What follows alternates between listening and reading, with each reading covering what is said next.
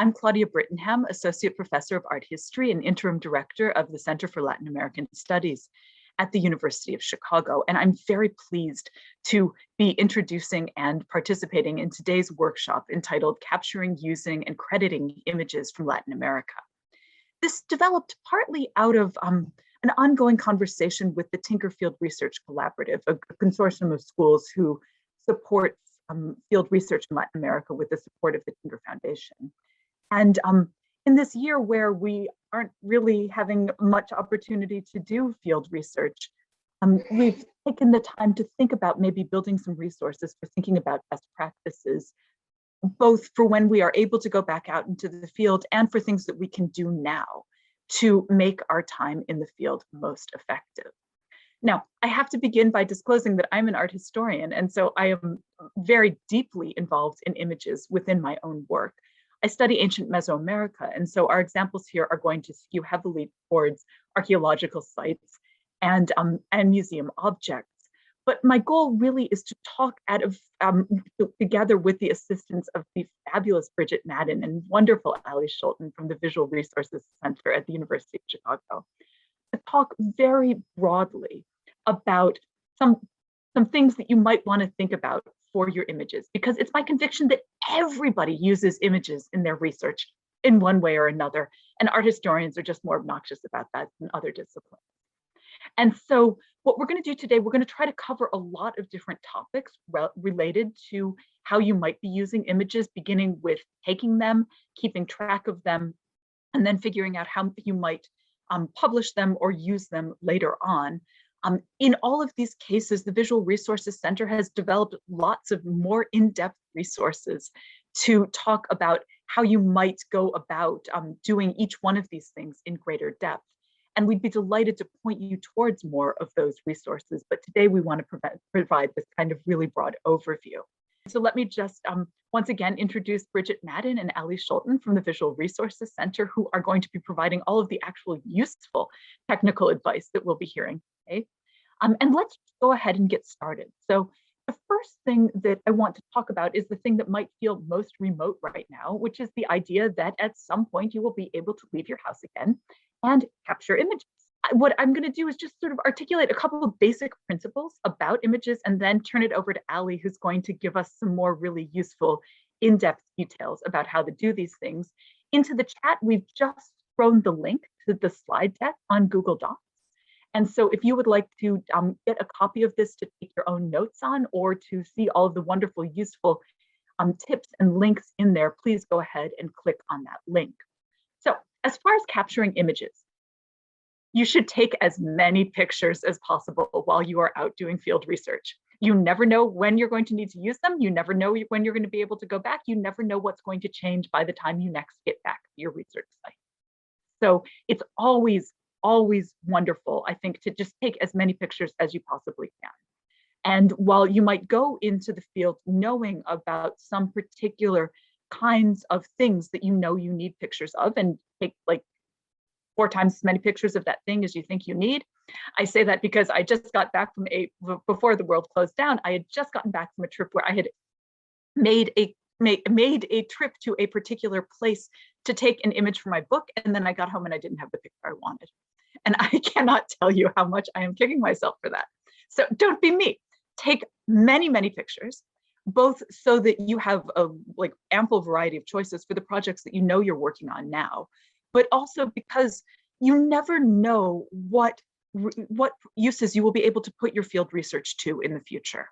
I can't tell you how many times I've gone back to earlier field research trips, some of them back in my graduate student days, supported by the Tinkerfield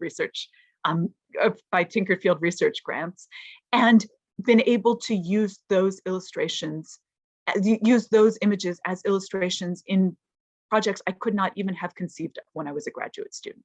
So take as many pictures as you can, back those pictures up, buy digital memory, keep that digital memory, back things up on the cloud, do everything that you can so that you do not lose your pictures, and then take some small efforts to take the best possible pictures that you can under the circumstances. There's a lot that you can do doctoring pictures after the event. We'll come and talk about that later. But in the moment, if a few seconds will let you pause and compose a better fit picture and say, for example, not take point your camera directly into the sun. Your future self will thank you for that so very much. Okay, I'm going to turn things over to Allie to say a few more things, and I reserve the right to interrupt her if anything occurs to me. Thanks, Go Claudia. ahead, Allie. So I don't have a prescriptive approach for the equipment here. I think these are often dependent on what is useful to you and your project and what the space that you're photographing in allows you to bring in. So first you want to think about if this is architectural or outdoor photography, or if you'll be photographing in an interior space or an archive. And thinking about what equipment you can use. I think cell phone photography can be really effective and works just as well for publications and for research as a camera would. So if investing in a camera isn't something that's particularly useful to you, don't feel like that's something that you have to have as you're taking these field photographs. And some other things that you could think about bringing into your practice are tripods and levels to sort of get these even photographs. But again, these are dependent on if that's allowed in the space. The tripods and copy stands are kind of unwieldy, but can be helpful if that's available. An alternate option for a tripod to level out your photographs is getting a level to mount onto your hot shoe on your camera. And these are really small and really portable, and just sort of brings your photography up another level and makes editing it afterwards a lot easier. And if you're photographing two-dimensional works, a copy stand can be useful. It's sort of this arm that holds your camera facing the tabletop. So if you're photographing a number of two-dimensional documents or papers, you can sort of bring them underneath, get your really straight on photograph, and then move on to the next one. If you are just working with your camera or with your phone, some other tools to use would be the foam wedges, if those are in the archive. And you can, if it's a bound volume, you can work to make this as straight as possible. So this top photograph here, you can see that there's a shadow on the book from the opposite page, and this page is turned over, so it's warping the image. So this is where we want to use the wedges and the weights to bring those pages as even as possible, and then you can sort of angle your body so that you're taking the photograph straight on, and you won't have to manipulate the photo afterwards as much. And Jen, Jan Knapp Caporale says there are some really small and lightweight telescoping tripods now that adapt to phones or camera mounts. So some of these things we might have thought about 10 years ago as being like giant and bulky, and there are much smaller options sometimes now. It's always important to think about what is permissible in the site that you're photographing. Archives may be more nervous about some of these things sometimes than in others.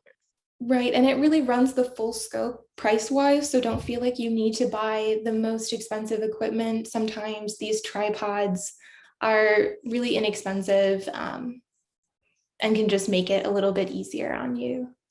So one of the main notes today that I'd really like to highlight is that taking photos that are as high quality as possible will reduce the amount of editing you have to do afterwards, and this will save you a lot of time down the road. So when we think about the quality of the photo, we're going to be looking at different standards. So for research or personal reference, those standards might be different than images for teaching or publication. So you can see that the image on the left, this structure is sort of covered up by the people in front of it. There's a lot going on. But this might be sufficient for your own personal reference. If this was the best you were able to capture, you can still see the structure and that might work, but this isn't necessarily what you would want to bring to a publisher. So the image on the right is just shifting yourself to a different part of the structure that's a little cleaner. There's not as much going on in the image, and this one requires a lot less editing to sort of bring that up to a publishable standard. And then, like Claudia mentioned, taking a lot of photos, you'll have these options to work with. This is a quick note on the quality that the VRC works with. We're looking at images. We usually say that 1500 pixels on the long edge of the image is good enough for presentations and publications on like online or in papers. And you can check these dimensions on Preview or Bridge or Photoshop, whichever you use to look at your images. And then most publishers will require 300 ppi resolution for publication. And most cameras and phones will capture to this standard, as long as you're not zooming in on a really small detail or part of the photo. That should be sufficient to publish. Okay, I'm going to jump in here and say, don't trust your zoom, because there are these two different kinds of zoom. There's a physical zoom, and then there's an optical zoom, which just is modifying your pixels sometimes. And so sometimes it's going to be better to get yourself a little bit closer to an object so that you can photograph it without zooming in so much, and that will give you more pixels to work with later on. So bear these things in mind. Take, sometimes we're going to have different recommendations about what kind of resolutions you're going to want to be doing. But in general, I try to take sort of moderately high resolution images, not so high that I have to be changing a memory card every 20 minutes. But I still use a digital camera, partly because my phone is like too dreadfully old. But also something where I know that I could crop that image later and still have something that meets the image size standards that my publisher might need if I wanted to publish it later on. Right. It's much easier to bring an image down in resolution if you're worried about space than it is to try to bring that image up to a higher resolution down the road. So some things to note when we're thinking about quality of photos. There might be obstructed views or reflections coming off of the exhibition glass. It could be blurry. So some of these things we can edit, and others we can't edit as much. So we'll highlight some specific examples of the different obstructions that we can edit versus what we can't edit. Bridget, would you mind jumping one back? So Claudia talked about the difference in zoom. One thing to note is that you won't want to photograph directly into the sun. You can see the image on the bottom. It's both washed out, but then it's dark in some places, and you're also getting this glare. So sometimes if you're photographing outside, cloudiers can be the best conditions to capture images in, because you won't have to worry about the differences in lighting. And if you're working in a space that has low light, I would recommend capturing images both with a flash and without a flash, so giving yourself some options. We can bring the light up afterwards when we're editing, but sometimes this causes us to lose details, or it can wash the photo out, but then the flash can do the same. So you want to just work with two different options to see what is going to give you the best option for your project at the end. Now, the other thing to say about that is you may encounter many places where you're really not allowed to use a flash when you're doing research. And in that case, what I'd recommend that you do is take several low light images. Your hand may be shaking, and with that long exposure time, not every picture is going to turn out perfectly. But if you take 3 or 4 pictures in quick succession while trying to stand very still, one of them might work. And so once again, this is why you want to have as much storage space as you possibly can, so that you can, one of the things that photographers often say about how do you become an amazing photographer, you take a lot of pictures, and it's not that everyone is perfect, but that, just statistically speaking, with a little bit of thought about composition, like not shooting directly into the sun if you can avoid it. There are moments where you can't avoid it. You just do the best that you can under those circumstances. Architecture has that particularly pesky way of being illuminated by the sun at different points of the day. And sometimes where you are and where the sun is at the time that you can take the picture is not going to be perfect, and you just do the best that you can. And that's, but thinking about the sun too, if you're going to be at let's say an archaeological site for 3 or 4 days, really think about where the sun is and what facades you want illuminated when, and sort of, organize your itinerary through the site so that you can be taking pictures of buildings when they are optimally lit. That can be a wonderful thing to do. But then just taking as many pictures as possible on the off chance that, it increases your chances that some of them are going to be good. And that includes standing in the same place and capturing a number of photos in that same spot, but then you can also rotate yourself around a little bit to just capture different angles. And if we could jump to the next slide, there's a couple examples of sort of what we can edit versus what isn't going to be worth editing and should just be rephotographed. So this first image on the left, you can see most of the structure itself, but you might want something that doesn't have this person in the center. And this is something that we can easily edit out because it's not covering the structure itself. It's sort of in the road.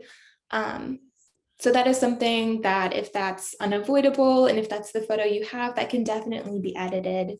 And as well as the one in the middle here, you can see that the reflection from the overhead lights are shining off of the glass that the object is under. And in some instances, this can be easily edited if the object is a solid color, or you can see that there's a shadow on the label itself, but the label's in black and white, and that might not necessarily be the focus of the photo.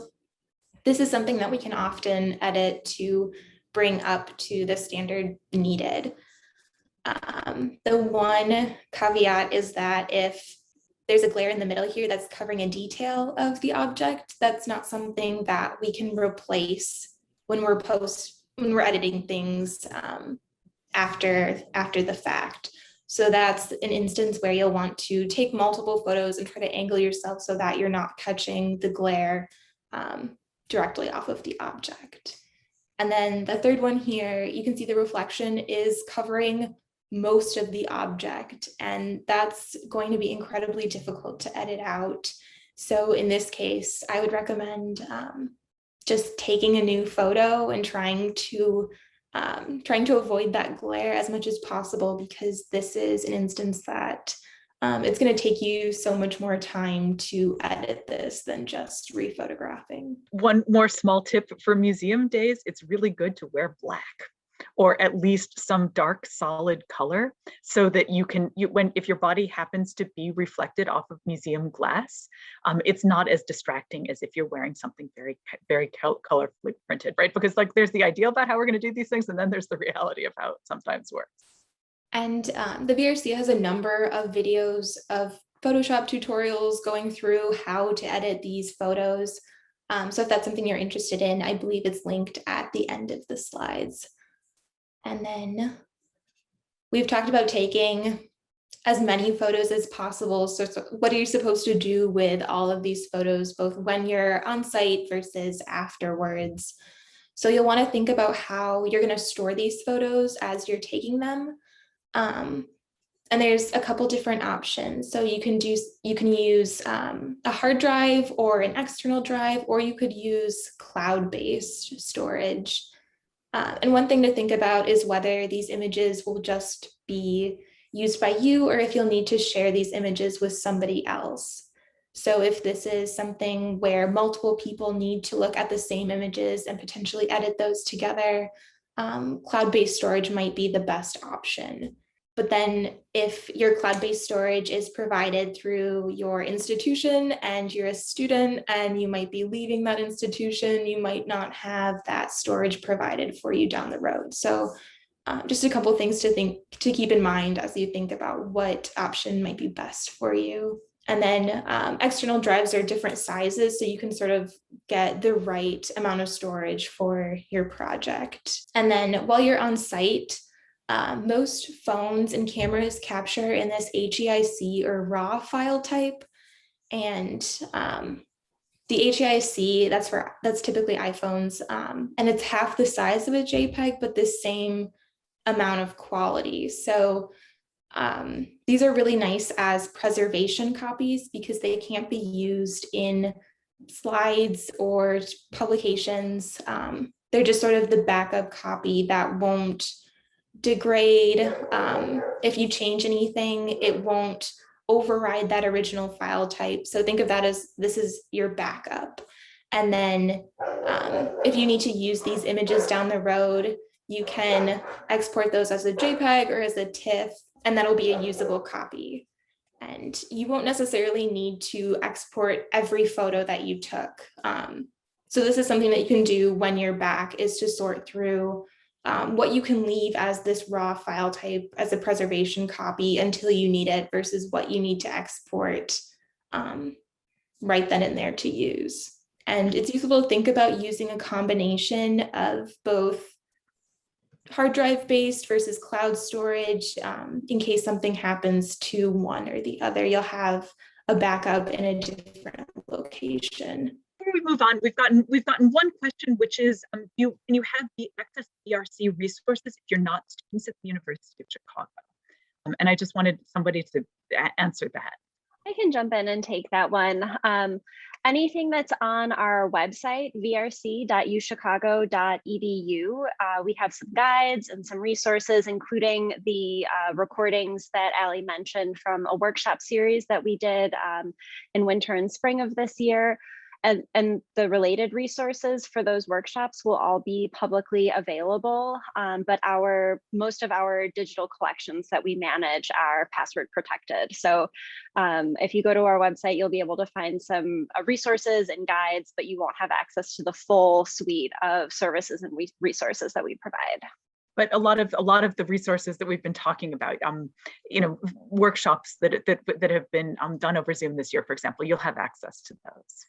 Okay, now let's move on to something that is, in fact, somebody had asked a question about thinking about the ethics of photographing. So we'll begin to get there. So do you want to start, Claudia, or? Yeah, so I'd say, there are ethical questions about photography, and I think it's really important to think about those questions as you are taking pictures, and they fall into a lot of different kinds of categories. Thinking about whether you're photographing people, whether you have those people's consent, how those people would feel about their photograph being used in the ways that you're planning on using it, whether you have their consent or not. These feel to me to be questions that are often particularly charged when thinking about Indigenous people and thinking about places where there's a huge wealth disparity between you as the photographer and the person whose images that you're taking. And so there are reasons to think about, and it's not that there's one right answer here. These are sort of, these are questions where you need to just be aware that there are ethical components and weigh what makes sense to you personally. So I'll say, when in my own classes, when I use images of Indigenous people, I try to make them pictures of people that I know, and where I can tell a story about this person so that this isn't just a Maya woman. This is Doña Venustiana who makes the best tortillas in Chocan. And I also know that I've done reciprocal things that make me feel more comfortable using those images, that I gave Doña Venus copies of all of the photos that I've taken of her that I would be using. That's not always possible, but it's worth, it's worth thinking about that. It's also worth thinking about questions, particularly if you're doing things like photographing protests or talking about politically sensitive issues, to think about whether you are putting the people that you are photographing in danger by publishing their photos or by disseminating them in any way. And I think we'll have more to say about that in just another minute. But the other thing I wanted to say is thinking about, there are questions about institutional compliance. If a museum says don't take pictures, you don't take pictures, right? But then there are also questions about sacred places, sacred objects, human remains, whether photographs of these things are appropriate or not. And once again, depending on your project, they may be or they may not be. But it's just, I think it's important to go into these things mindfully, aware that there are ethical issues, and to decide on a policy that makes sense for you. And that policy may evolve over time. I think it's worth saying that as well.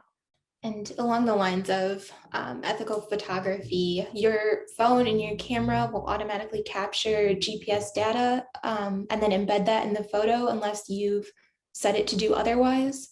So you can see this example here. It has the exact location, it has the model of the phone it was taken on, it has the date, and all of that information just sort of lives with the photo. So that is something that could be helpful to you if you are thinking about digital humanities projects where mapping and geotagging is something that you want to look at, that's great. But this can also be harmful. This can be sort of weaponized, as Claudia mentioned, with protest images.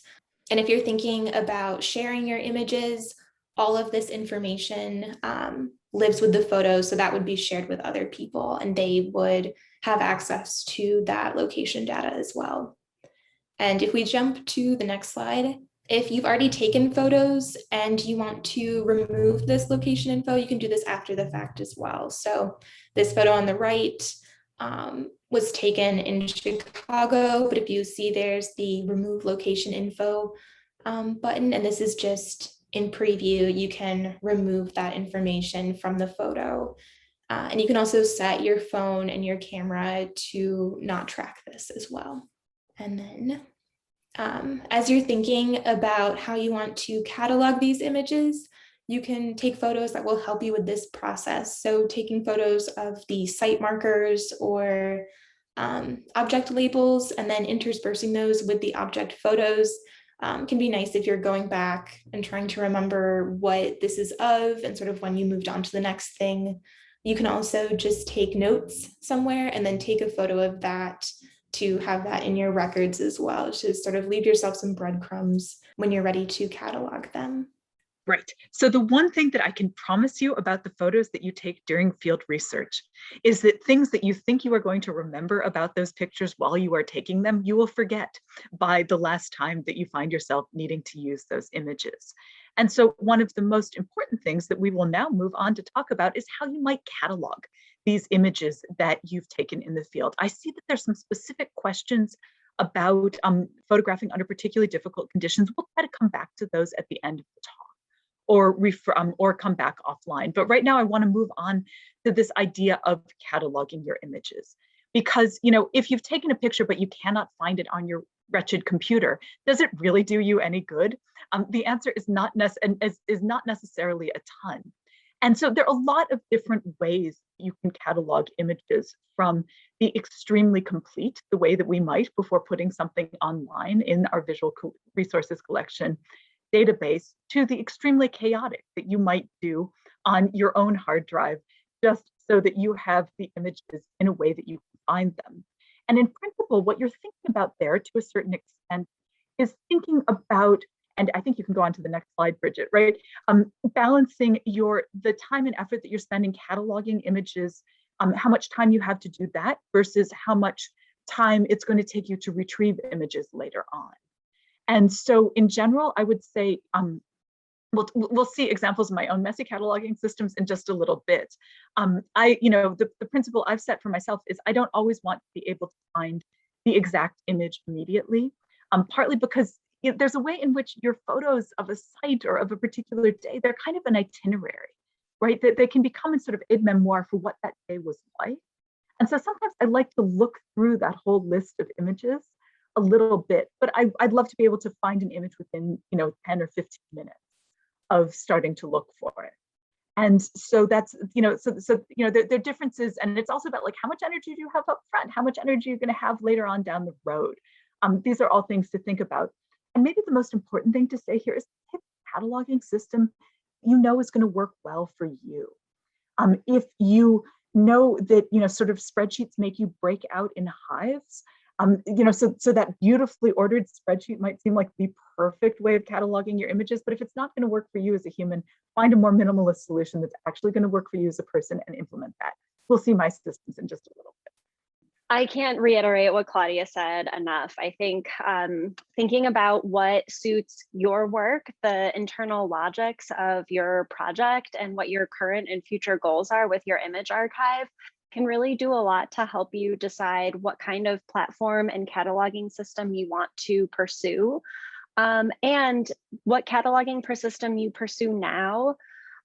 It isn't going to prevent you from switching to something else down the road. All of that information can be retooled. So whatever you can do now is going to be a really good, productive use of your time for down the road, any changes. As we're looking through a couple of options today, the best piece of advice that I can give is to make a Google Doc or a Word doc or wherever you like to keep your research notes, and document any decision you're making about how you want to structure your research archive.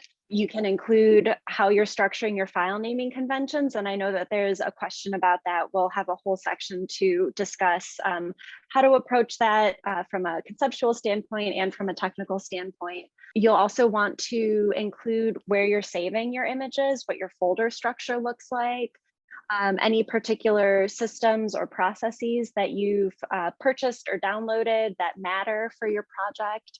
And you should keep a running list of any abbreviations that you're using in your file name or in your folder structure, because depending on the length of your project, what makes sense now when you've got 10 abbreviations might be overwhelming 10 years down the road when you've got hundreds of abbreviations and you don't quite remember what they all are. And Allie talked a lot about how and where you can back up your images. And this is a good reminder to make sure that you're backing up your data also. The first option that we're going to look at is embedding the data into the folder structure and the file name of the images. So backing up those images will also in essence, back up your data, but there's another option that we're going to look at where you would want to make sure you're backing up the data separately. So that's, I think, a good starting framework for how to think about what your needs are and what option you want to pick. So without further ado, I think we can take a look at the first option we're going to present, which is a system using descriptive file names and folders. So the components for this organizational system require you to identify and briefly describe the image that you took in the file name. And then you can store those images in folders that you can organize in whatever way makes sense to your brain or to the logic of your research. We'll look at Claudia's example, which organizes things by research trip. So if that's a productive scaffold for how you want to approach your archive, you could do that. We were recently talking with a faculty member who is going to structure their folders based on material and item type. So a folder for architecture, a folder for this one specific type of object. So whatever makes sense to you and to your project is what you should emphasize in your structure.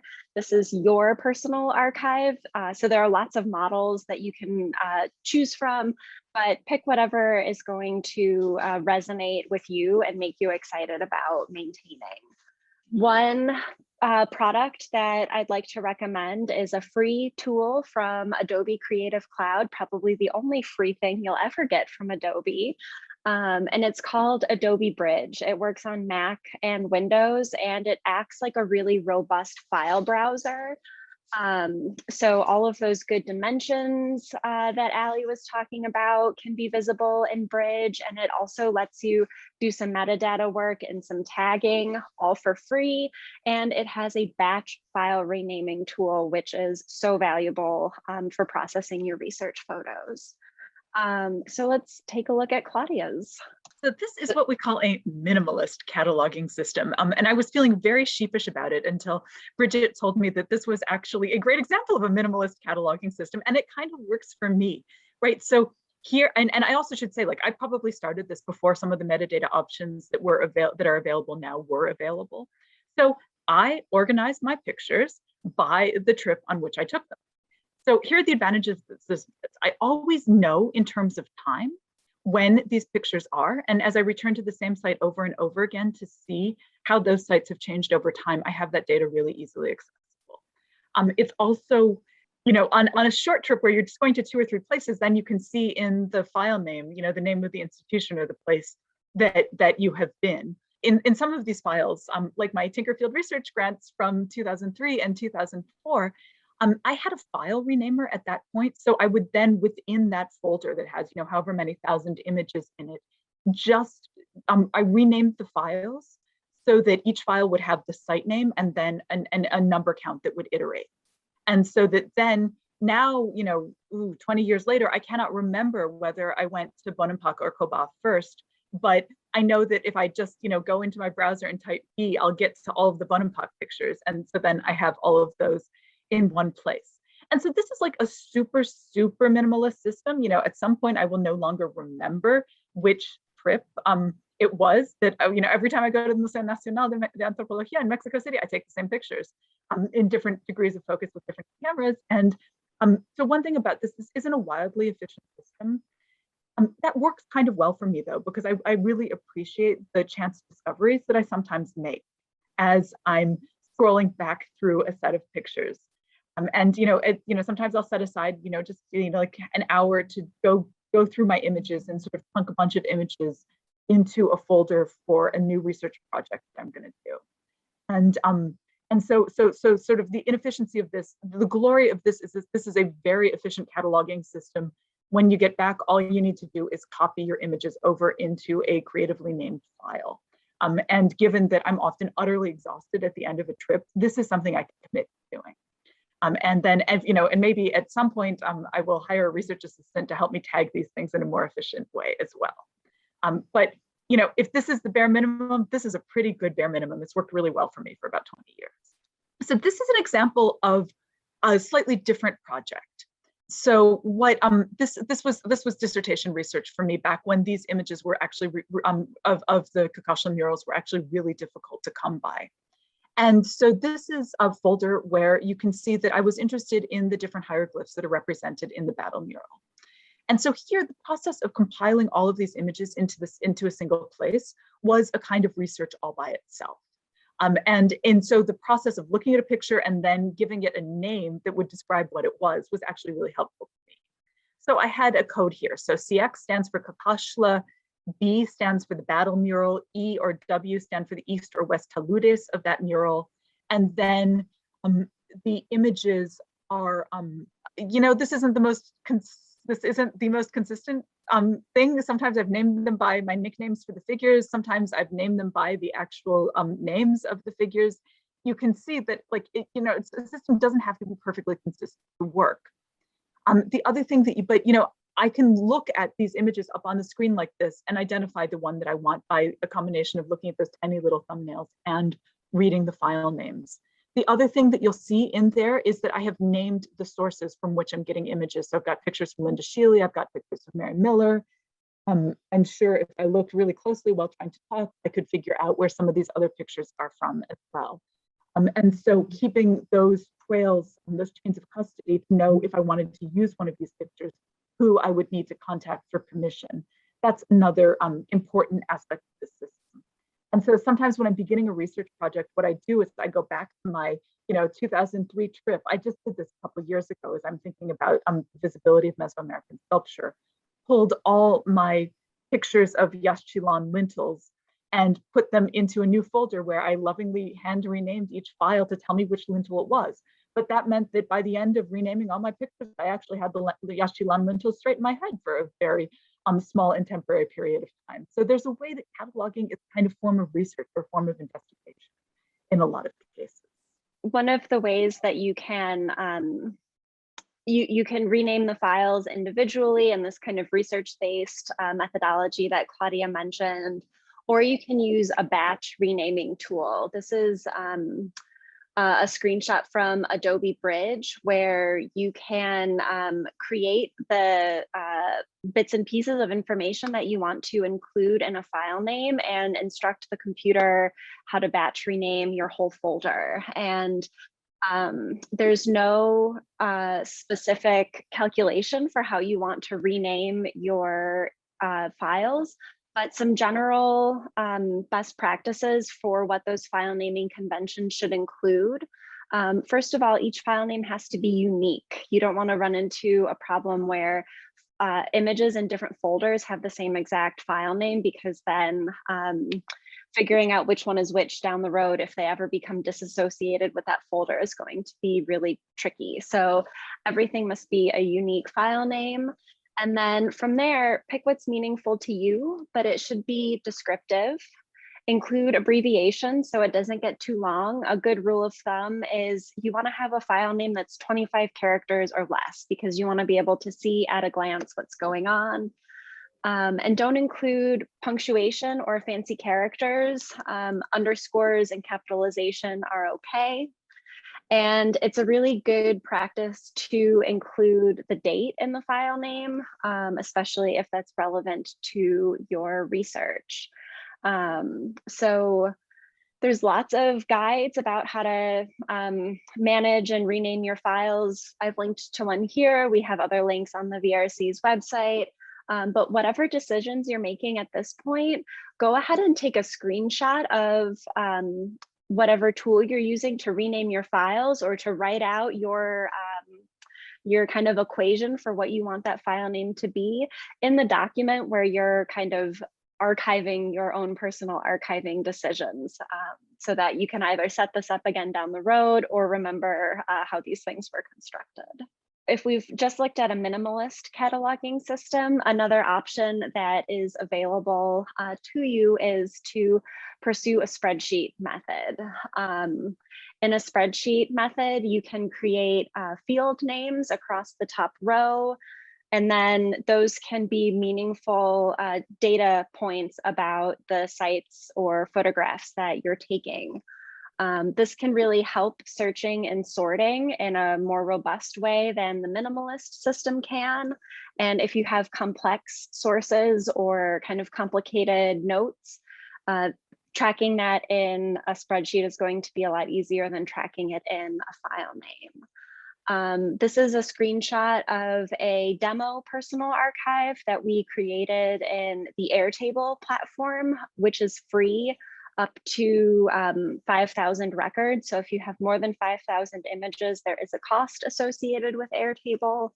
But Google Sheets, Microsoft Excel Online, there's lots of different options. Whichever system you're comfortable with or have access to could be a really good option for this.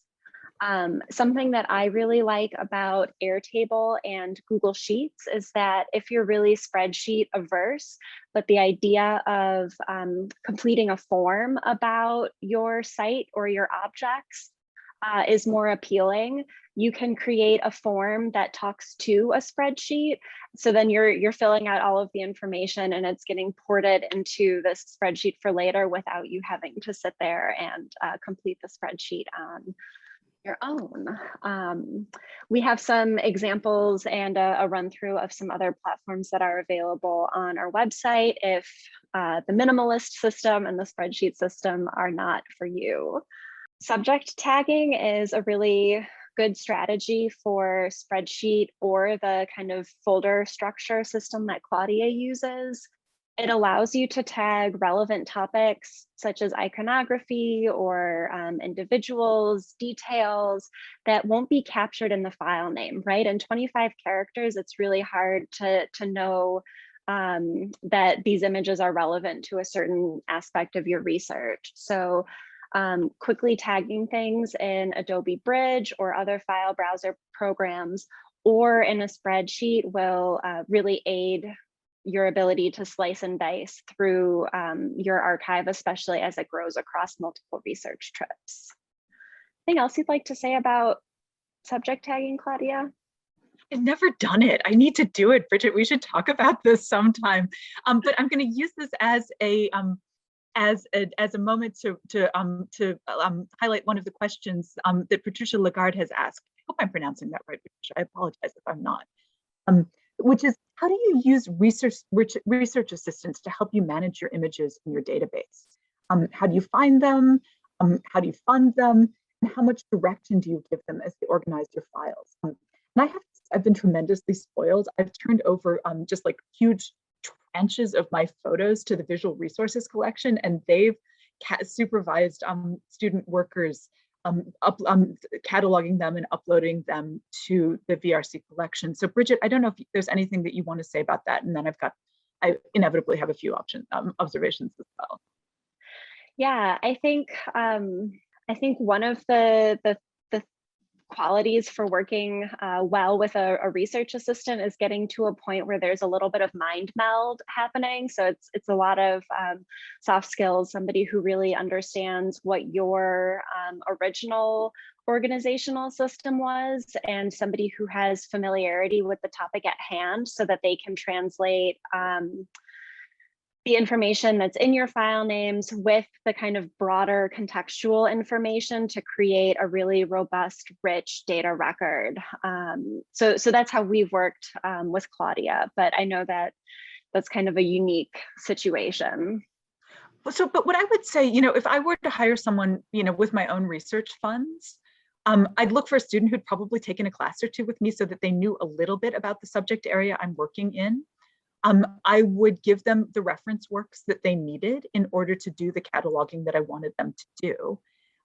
And I would, we'd set up a document with the file conventions, just like Bridget has described. And for me, that would be site name, and then it would probably be just some sort of counter, because I want to preserve the way that I walk through the site, because I sometimes remember things when I do that. But if I wanted somebody to, let's say, catalog all the Copan or Quirigua stele from the time that I visited those sites, there's a good publication where you can say, here are the objects. I need you to write label, I need you to include these in the file names or tag these objects with this data. And so part of it is a question about what references you're going to have available to students.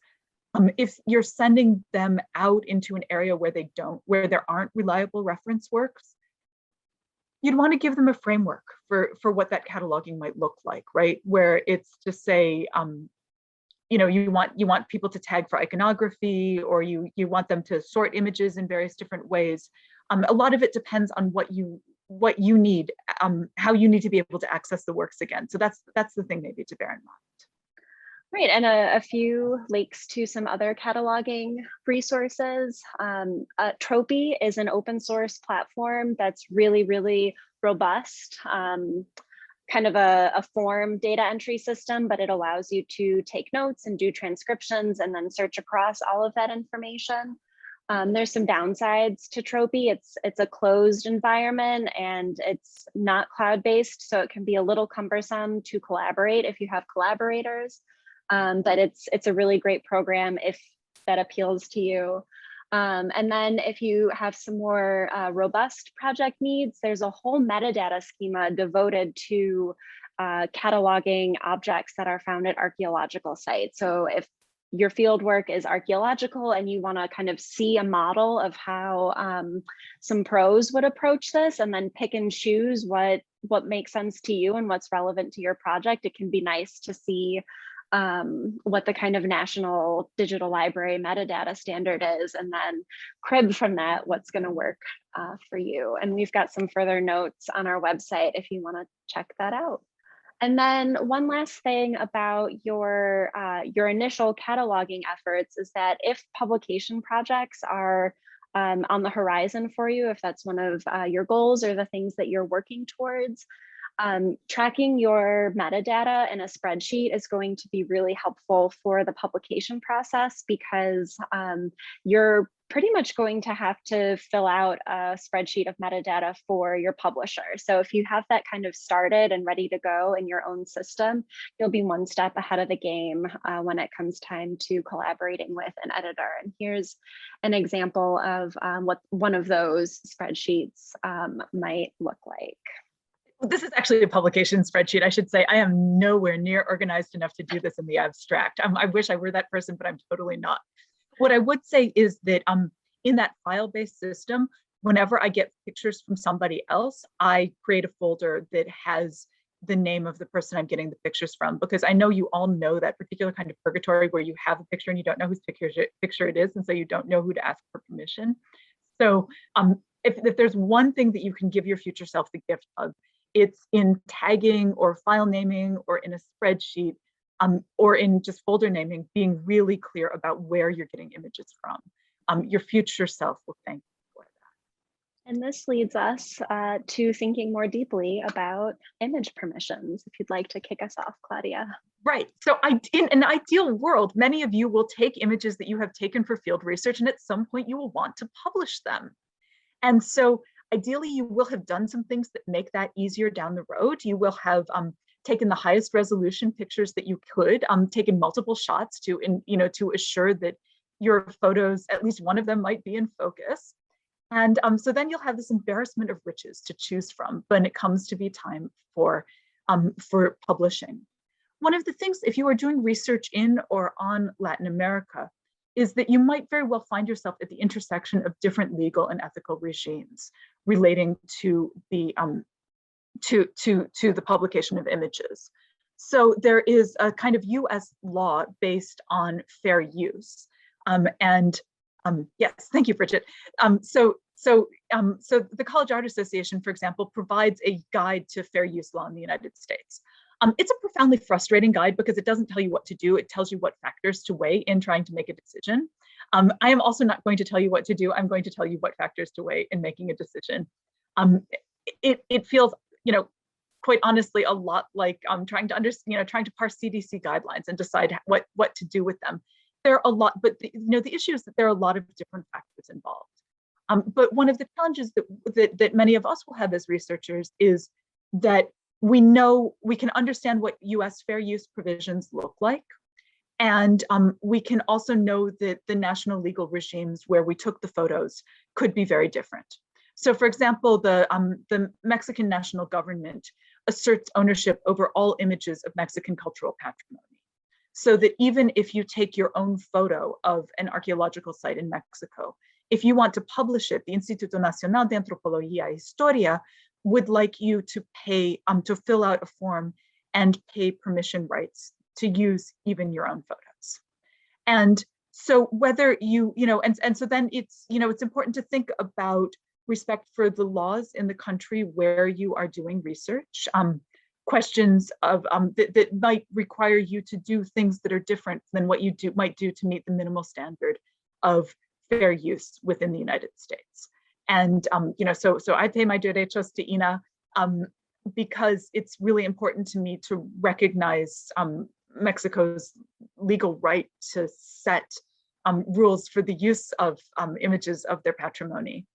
And but that sometimes means budgeting extra time into a project and thinking about ways to be sure that you get your permissions in time. Somebody had in fact asked a question about how do you deal with unresponsive bureaucracies?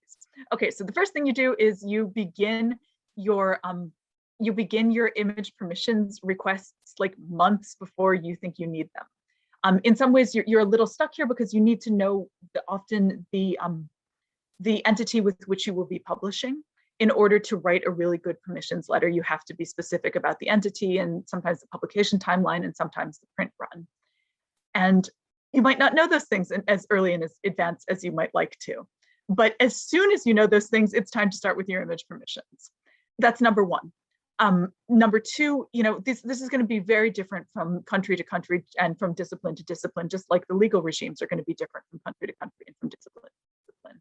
And so part of what you might want to do is ask mentors in your specific field for advice. I'm thinking about image permission requests I sent in January to which I am getting responses now. So, that's one set of things. You can, write to the same people again and again. You can ask for an acuse de recibo. So you can ask for sort of a return receipt confirming that people have received your email. You might find yourself in a position where you need to hire someone locally to go and make a request for you in person. And so it's important to have the kind of networks where you're able to do those sorts of things. Another thing, it's really important to think about what backup and contingency plans might look like. And in some cases to work with your press, right? You could say, I have made a good faith effort to do this. Should this entity ever get back to me, I will pay whatever rights they ask for. But right now I want to proceed with, with the understanding that I have done all I can over the last 6 months to get this permission cleared. You might decide, the project has to wait until you've received all of the permissions that you can solicit. You could also think about alternate ways of obtaining similar images. If one museum is unresponsive, for example, are there private photographers who you could ask to if they have those images, to buy those images for them, or to have commission someone to go take a photograph for you if you're not able to go yourself. Can you substitute a line drawing? Can you find someone to do that line drawing for you as a way of not having to depend on some of these questions about rights and permissions around particular images? There aren't, all of the solutions are not always beautiful and they're not always ideal. But it's important to, once again, just as in the moment of photographing, it's important to think about your own set of ethical commitments in taking photographs. The same is very much true in using photographs and getting permissions for them. Bridget, was there anything that you wanted to add here? No, there's if we want to talk specifically about US copyright law and images, we can do that if that's a good place to go. Let's do it. Even though this is only one piece of the puzzle, because you'll also have to kind of fill in the blank with the country or countries that you're working with. But some of the basics for US copyright law is that most works created 1925 and earlier are in the public domain. But with images, it's not just the work, right? There could potentially be some image rights associated with that. So images of 2D works do not have additional copyright concerns associated with them, but images of 3D works, including architecture, public sculpture, site photography, do have an additional layer of copyright considerations. So we'll look at an example of that in a minute. I wanted to mention that fair use guideline that Claudia brought up earlier. We've got a link to it here. This particular set of guidelines was produced by the College Art Association and has as its audience people who write about and make art. So there might be a more specific set of documents. This guide was made in collaboration with the Center for Media and Social Impact, who've done a whole series of different fair use guidelines. So if you are a documentary filmmaker, there's a code of best practices in your specific subfield. So if you're looking for other factors to weigh, as Claudia said, what's frustrating about these is that they don't give you a straight answer. But if you're looking for other considerations, there are other guidelines.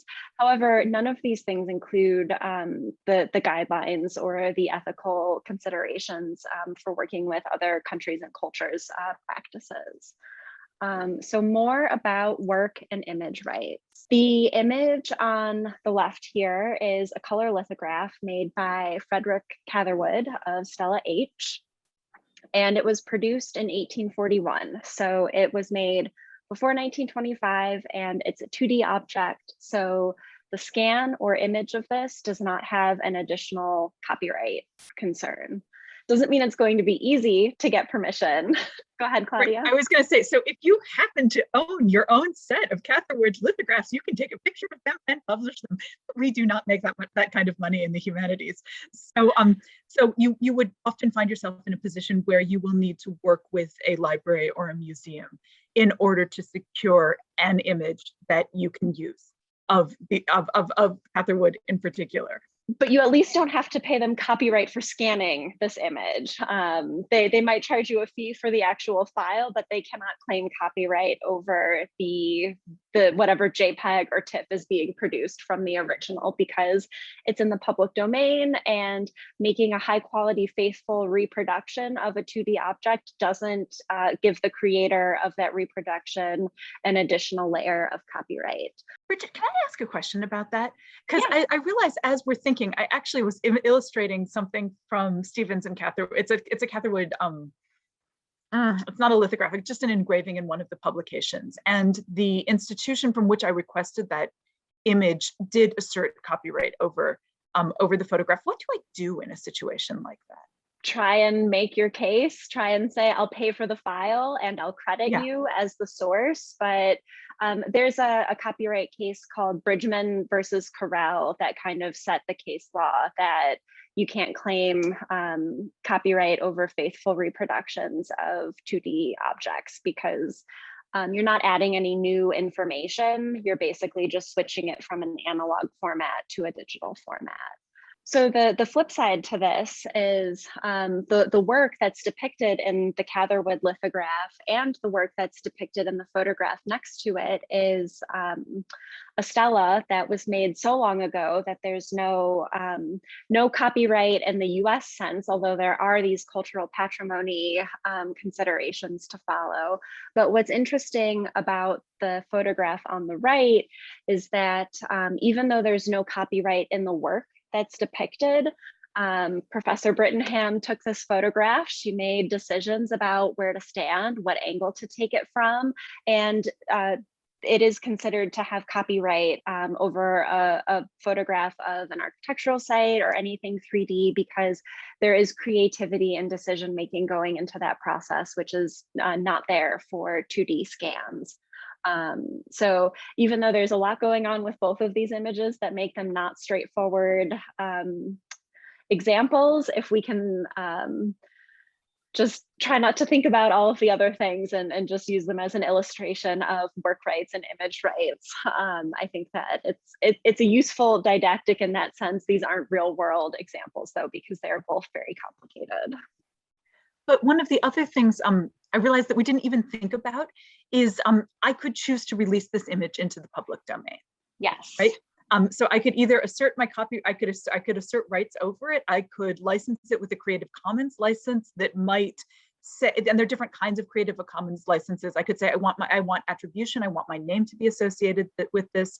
A Creative Commons license could be non-commercial, like you can use it if you're not trying to make money off of it. But if it's a commercial use, then you need permission. One thing that I think academics sometimes forget, because we do not actually make money, is that because our books are sold, that is a commercial use, even though it is not a profitable use. And so Creative Commons non-commercial licenses do not cover publication permissions. You need to ask somebody else for permission in order to use things that are licensed in that way through Creative Commons. But if an image is in the public domain, and more museums are now moving their images to the public domain, adelante, you can use it under these circumstances, thinking always also about what the whatever local conditions, legal conditions might apply. Absolutely, and I'm thrilled that you brought up public domain and Creative Commons licenses. There are a few really good places to look for photographs that have been made available with Creative Commons licenses if you're looking to use somebody else's image. Flickr has an advanced search where you can limit it to things that have been made available through Creative Commons for specific uses. So you can limit all of the results by just the ones where the content creators would permit you to use that without charge and without having to contact them, which is really great. And Wikimedia and Wikipedia have gotten so good lately, and they really describe in plain language what's permitted by a particular license. So shop around, see what's available. I've got two observations about that before we move on. One is that I've also had really good luck on Flickr. Sometimes, even if an image has all rights reserved, just tracking down and writing to the photographer and saying, please, can I use this in a publication? And often people, are just thrilled that their images are going to be used and are willing to have them for free or for for a copy of the book or for some other kind of compensation. So that's one thing to think about. The other thing about Wikipedia and Wikimedia is you want to read the chains of evidence that brought those images into the public domain, or assert that they are in the public domain carefully, because sometimes that happens erroneously, and so you want to think about that. And often you might go back to the original source. So the Swedish National Museum, for example, just put a lot of Sigvald Linné's photos online, and I first saw these in Wikimedia, and then said, but why don't I just actually go back to the source and see what it actually says on that website, and use it in that way. And that so there are different levels of due diligence you might find. All right, and then Claudia, you alluded to line drawings earlier, and we can think about line drawings as being a productive practice in a couple of different ways. One is that it can be a useful tool for thinking through your research and understanding your objects, crafting your argument, visualizing your argument for the reader. But it can also help get around some of these tricky copyright or other publication concerns, because you are transforming the information in the image into something new, a didactic line drawing for which you are the copyright holder to that line drawing for making it. Anything else you'd like to share about line drawings, Claudia?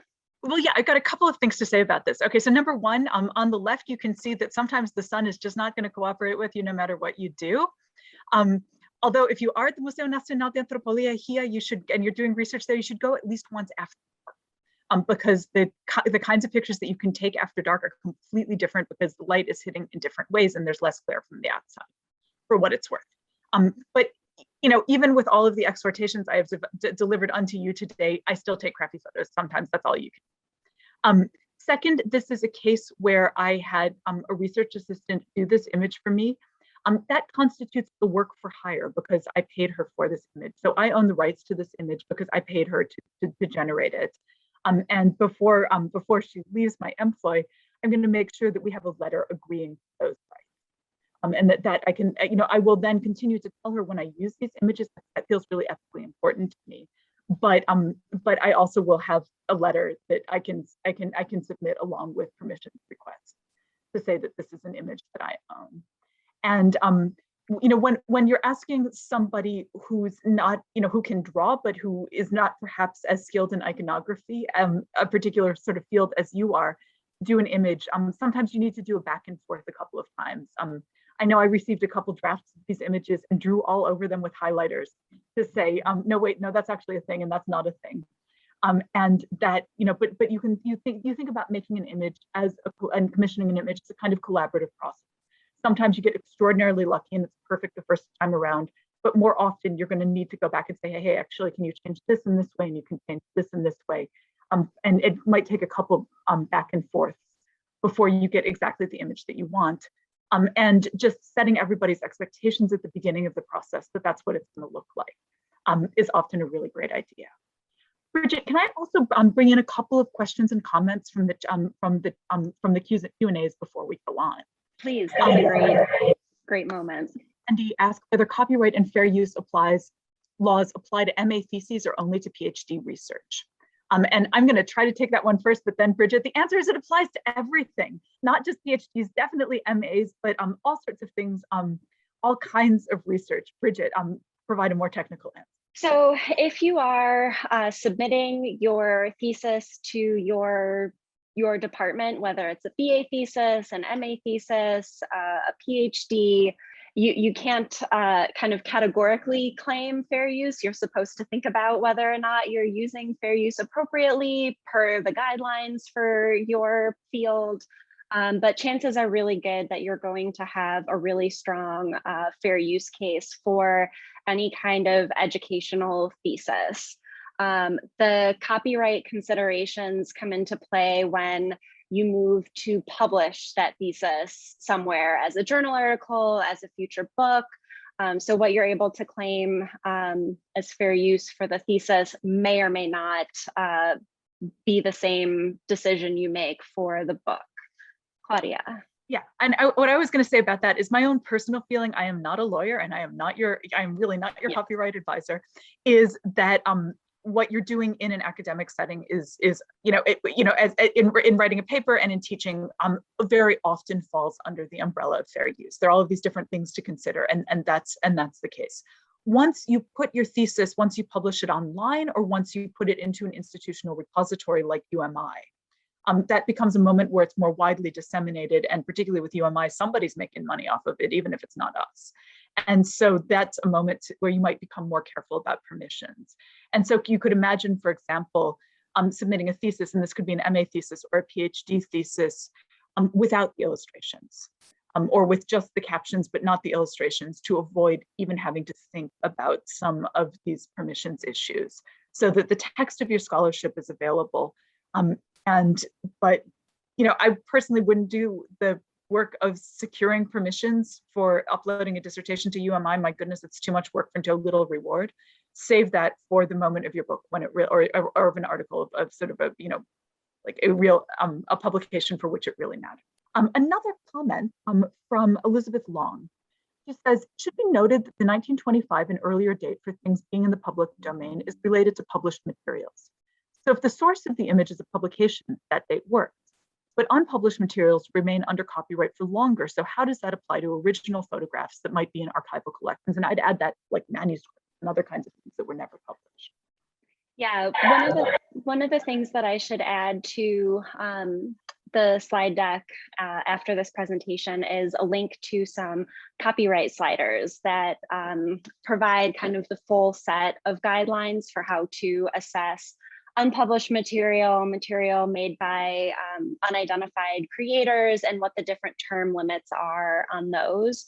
So there's these different tools and widgets where you can review the item that you're interested in publishing and kind of move the slider along to put in when it was made, what we know about the artist, what you're using it for, and that will kind of spit out some information about whether it's likely still covered under copyright or whether it's likely in the public domain. So that can help think through what the legal restrictions are for unpublished original photography in archival collections. And then there may be additional copyright considerations based on how that collection came into the special collection setting. There might be restrictions, there might be institutional policies about reproducing items from that archive. So that's not a straight answer. That's just to say that there are some tools out there that can help you determine based on the life of the object. And Piper Severance has added a comment as well. Fair use is, and she says, fair use is a defense in federal court after you have technically infringed. It's very important to review the 4 factors before determining that you want to move forward on a fair use basis, right? So this is, one of the things that's sort of about all of this is, I mean, maybe one thing to say about this is, somebody has to care enough to sue you, on the one hand, but on the other hand, it's also important to really think about this in a principled way. And it's also worth saying, once again, what you can get away with legally and what you're obligated to ethically may not always look the same in every situation. So there are lots of different factors to weigh in thinking about in making these decisions. So one of the other things to think about, once again, we talked about ethical questions surrounding taking images in particular kinds of moments, and then there's, I'd say, even a different bar for thinking about disseminating those images. And so we can think about there being particular issues related to images of human remains, live human subjects, sacred sites and objects, and cultural heritage sites. And here it's just, it's really important to think about your ethical obligations and what feels like an important balance to you.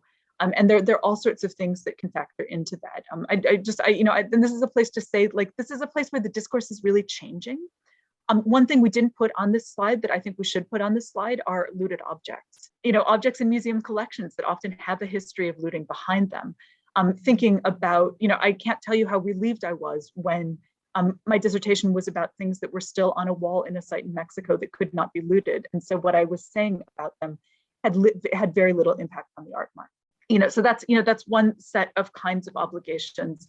I will often try not to publish images of objects that are in private collections, try to publish things that are in museum collections. One could hold oneself to a standard of publishing only excavated objects. Every once in a while, I write an article that does that, and I'm so proud of myself when I accomplish it. But it's not a standard that I'm able to hold myself to all the time. My views about this have also gotten much more strict over the course of my career as the discourse has changed. So once again, this is to say that these might not be standards that you set for once and for all, but questions that you should always be asking yourself with each project about the ethics of that project. One thing that's fascinating to me is thinking about images of Indigenous human remains, the discourse that we have within the United States because of NAGPRA, and then what happens in other parts of Latin America where there are not necessarily such vibrant movements for Indigenous rights, or they haven't had as much legal success. And so that's a place where, legally there might be one set of regimes, but you might really ask yourself, why is it important to represent this Indigenous person's body? And, who am I harming by doing this? Would a line drawing convey the same information? Sometimes it will not, but there may be times where that's a more appropriate thing to do.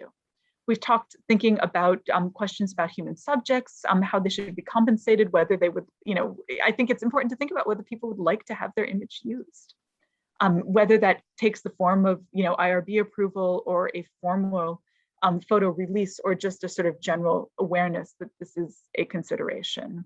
There are images that people consider sacred that they would not like me to publish, and I will not publish them for those reasons. But then there are other places where I think a lot about publishing grave goods of Maya kings, right? We know that there are places in the Americas where, these objects associated with the dead really are taboo and should not be published. And where Indigenous communities have asked us not to publish them. But then I think a lot about tomb reentry, and how there's really an active process of going in, even in the classic Maya period, of going in and interacting with objects in tombs, and thinking about that, weighing that against other kinds of factors in order to make decisions about what constitutes an ethical use of images. I know less about thinking about living subjects, but once again, just to be aware that there are ethical considerations, and to make sure that you're actually weighing them and not simply going straight into the expedient questions of who can you get to sign off on what. We have a question about ethical photography and editing, if you'd like to answer that. Elizabeth is wondering if there are any ethical issues surrounding editing things or people out of photos, and if you need to document those changes so that it doesn't look like you're altering an image to tell a different story. I think that's a really great question, Elizabeth. And I think the answer depends on what you're doing. You do not want a photo to be deceptive. You want a photo to have as much truth value and as much evidentiary value as it can. And that there may be moments where you want to do things to that photo to make it more legible and to make it more effective for the argument that you want to make, right? I do a lot of, changing light levels and, sometimes, clone stamping, something out of a photo just to make it tell the story that I want it to tell without being distracting. If I were to change the shape of the object through my mad Photoshop skills that I do not have, that would feel deceptive. And that would be a moment where you would think about, do you actually want to use this photo, or do you want to do a line drawing? Do you want to do a visualization? Do you want to do something else that makes the evidentiary status of this as a very reconstructed and mediated thing more clear? Another, this question of, do you need to edit people out of photos? In some cases, you could say, no, this is actually a protective act. That random tourist, might not appreciate having their photograph, plastered all over the pages of this best-selling book that I'm about to write. On the other hand, one thing I realize as an art historian is I very often take all of the photos out of people out of an image, and that means that I then do not have scale in my photos. Of course, the people age the images because the clothes change faster than the archaeological sites. So that's another thing to weigh in that consideration as well. In that photo that Allie showed us of the, where there was a person sitting in the, along the way of the dead, I could imagine cropping that photo so that we're not looking at the street. And and then clone stamping maybe part of that person out so that we're really telling a story about architecture, and that wouldn't feel unethical to me. I'm not sure that I would remove the people entirely. That would feel maybe like too much kind of modification. I also kind of love that photograph with this person that talks about Teotihuacan being a site where people are still working today, as well as a kind of historical archaeological site. And so once again, it's not necessarily that there's an easy answer so much as it is that there are a whole set of considerations that you always want to weigh. But images, they keep you honest in a way, and you want to be sure that you're being truthful with the images that you use, whatever that might mean. Right, so we talked a little bit about human subjects. You might need sometimes publishers are going to ask you if you have a waiver to from people who are featured very prominently in a photo. You can think about collecting that sort of permission in advance. You want to think about doing something that's meaningful for a person whose photograph you're going to use. I feel like standards about, expectations of privacy in public, legally we don't have any of them, about your photograph being used and showing up all sorts of places have changed tremendously even within my own lifetime. But it's important to think about these things and doing something that feels ethical and appropriate. We say here, identify and humanize individuals you're depicting whenever possible. I think one of the standards of this is the kind of people or people standard that you think about narrating a white North American subject in the way that you are narrating any Latin American subject that you are photographing. And if it sounds radically different, there's perhaps a problem with the terms that you are using and the way that you're thinking about.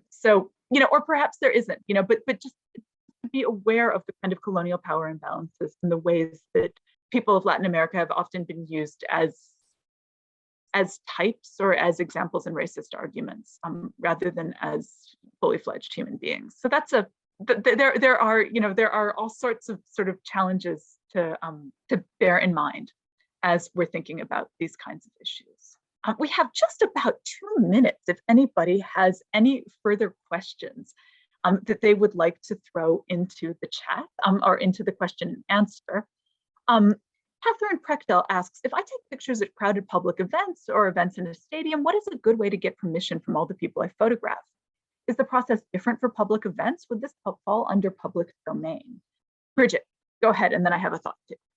I think that the kind of documentary filmmaker guidelines for these kind of commonplace everyday photographs are a little bit different than publishing pictures of individuals in your research arguments. So I think that in kind of an anonymous crowd photograph, getting permission from everybody in that photograph probably wouldn't be required by a publisher.